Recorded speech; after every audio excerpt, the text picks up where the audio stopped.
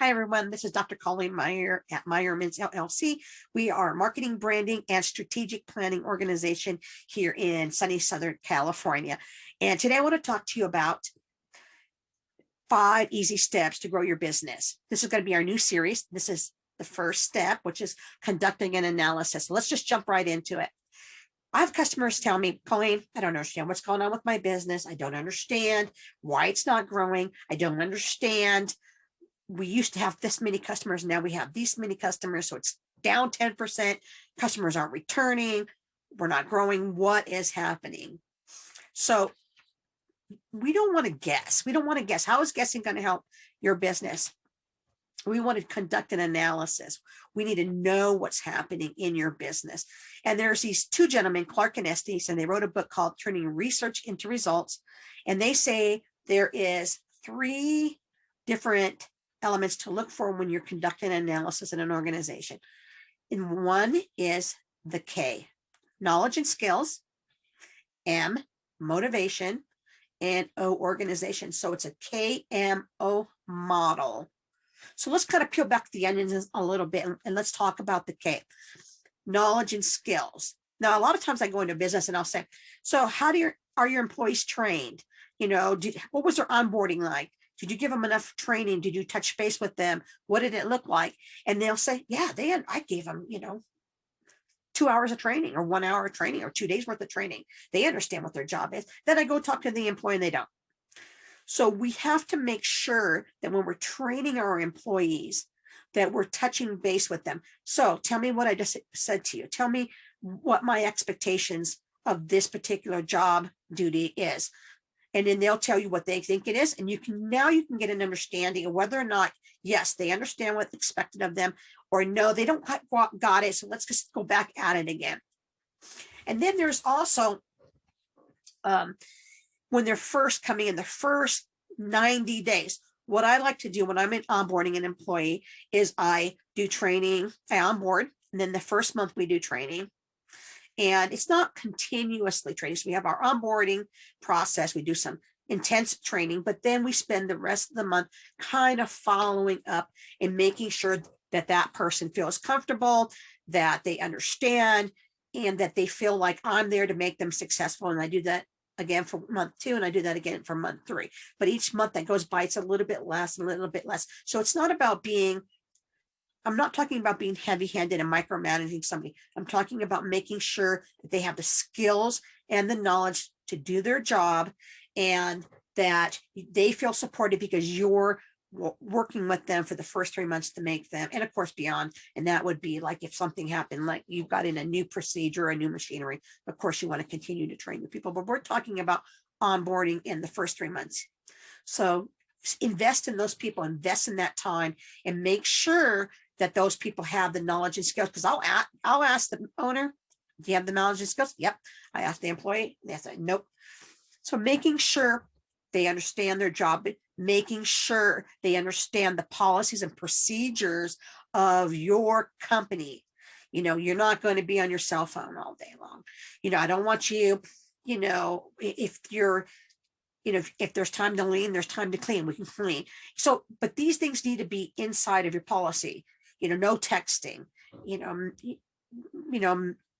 no smoking out front of the building. We want you to go in the back of the building. So making sure that they understand these things, because a lot of times business owners will come along and say, do I terminate this person? Do I, right? Well, did you train them? Did you tell them it wasn't okay? Did you tell them that these are the expectations of you? So you have to understand the knowledge and the skills of your people.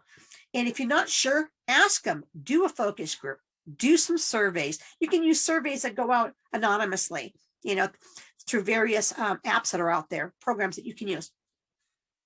So ask them how do they feel about what's going on.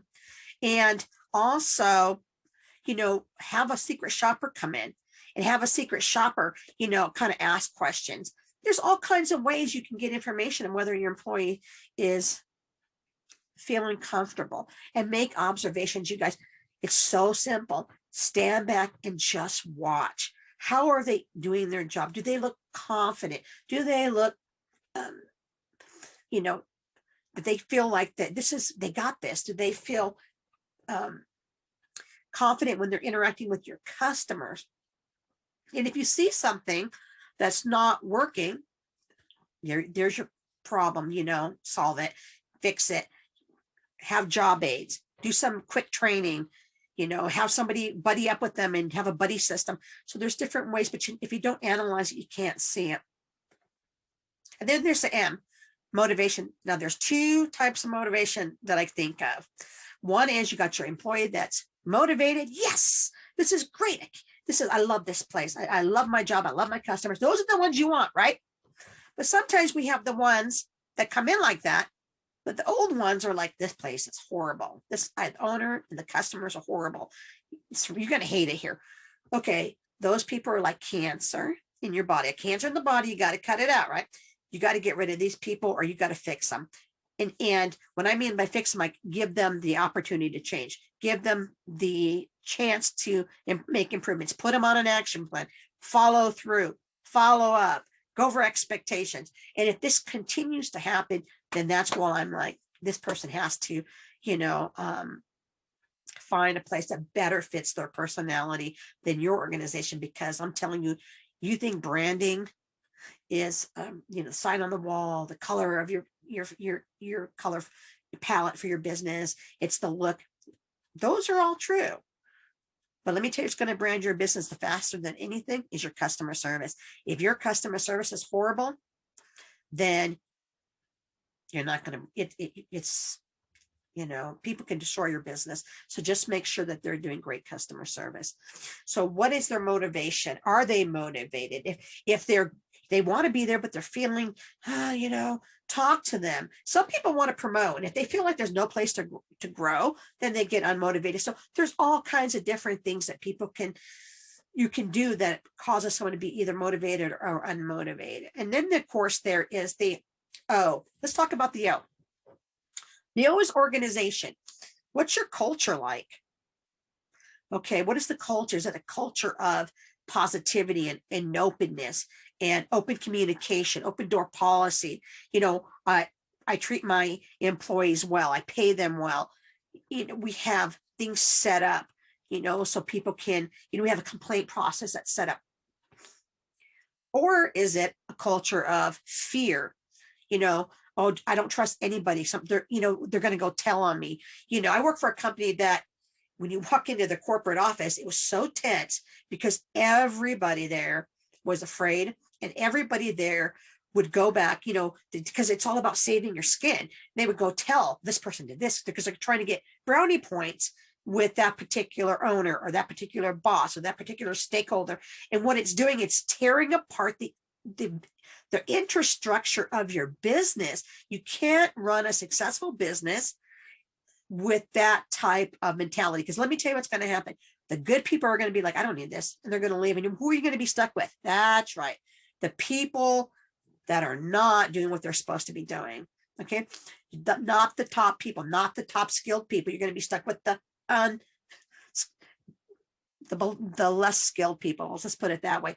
So please work on your culture of your business. Are you targeting the correct customer? I had this guy I was working with and I said, okay, tell me who your customer is. Everybody. No. Your customer is not everybody. No, that's not true. So do a buyer persona, create a fictional character that represents your client.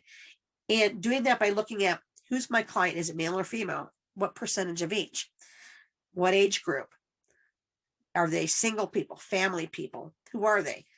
What's their socioeconomics? What kind of hobbies do they have? What does that look like? And then you can create this buyer persona that represents who your customer is. And now you're able to better market them. And let's talk about marketing for a minute. So you find out who your buyer is. Now this is part of the organization, right? The O part. What does your marketing look like?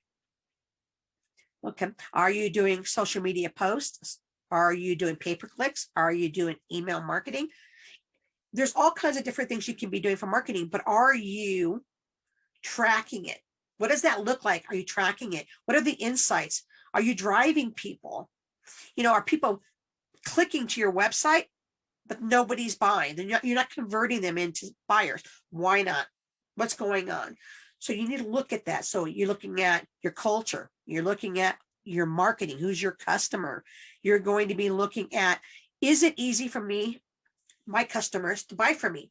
So the other day I was on a website trying to get a pizza ordered, to have it delivered. And it was a national brand. And it was so hard for me to get into, when I got into to pay, it kept booting me and booting me and booting me. And I'm like, okay, I'm frustrated and I don't want this pizza anymore. This is ridiculous. This is a national brand company and I can't get in to pay for my pizza. And I've also had other problems with their site, even just loading and showing, their menu. So, it's like 3 strikes, you're out, you guys. I'm done with this. I'm go to somewhere else and I can buy pizza somewhere else and make it not a hassle for me. So is it easy to buy from you? What's your website look like?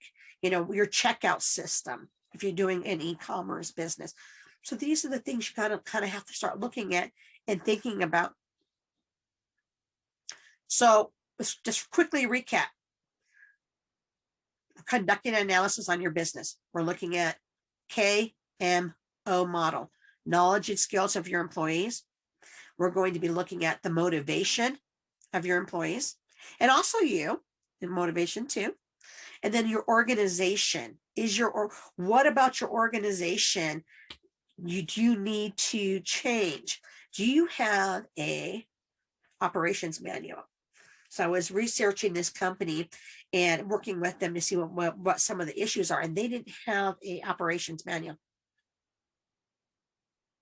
So remember, an operations manual it's a manual that talks about how you're going to operate your business. So these are the things that you need to look at. So next time we get together, we're going to be talking about solutions. So we found out what our problems are, and now we're going to create solutions. Okay, so we'll get that out to you tomorrow. And so this is Dr. Colleen Meyer, Meyerman's LLC. And this is the 5 easy steps to driving your business and growing your business. Thank you.